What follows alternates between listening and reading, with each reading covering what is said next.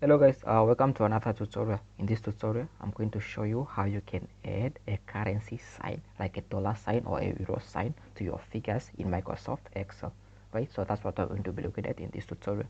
But before you get started, I just want to ask you, like, if this is your first time, please do consider subscribing and hit that notification bell so you get notified every time I upload a tutorial. So with that being said, let's get started.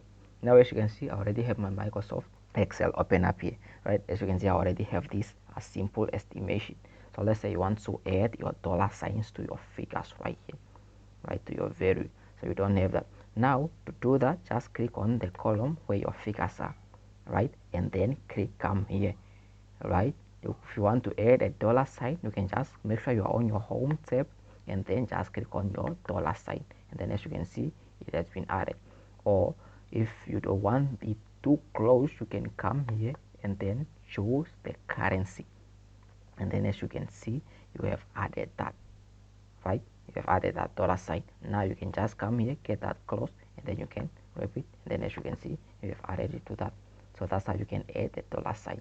Now you can also add the euros if you want to, right? You can come here and then choose this, and then you can choose the English euro or euro, right? You have that, and then as you can see, you got that euro sign, and then just drag it, and then it will appear to everything, right? So that's how you can in or add the currency sign to your figures. You can select the currency and then you get that dollar sign right there. So yeah, it's really simple. Everything is just in your home tab right here, and then everything is just down here, right?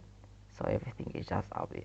So yeah, it's really simple. So yeah, that's it. I hope you find this video helpful. If you did, make sure you give it a thumbs up, leave us a comment down below, and if this was your first time, please do consider subscribing and hit that notification bell so you get notified every time I upload a new tutorial. So with that being said, that's it for this tutorial.